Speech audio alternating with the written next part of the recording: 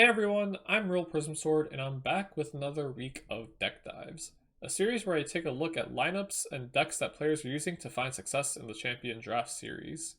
Last week, I took a look at strategies that I think players are using to help them find success in this limited format of the Champion Draft series, and the decks and lineups that are being used to help achieve those goals.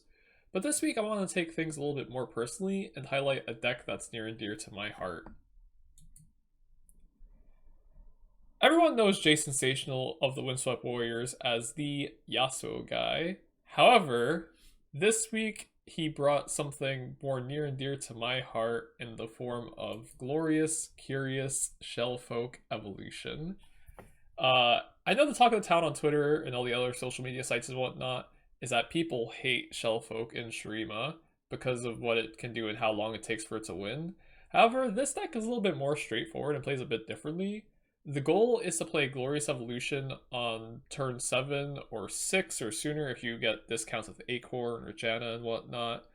And then you use the value that Shellfolk provides and play a ton of cheap cards for your elusive units to get tons of power and then swing for lethal damage.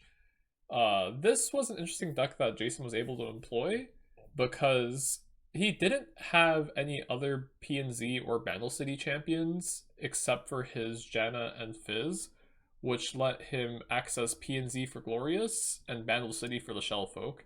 And I think being able to employ a strategy like this in the Champion Draft series is very smart, and I think it really helped him find success in this week.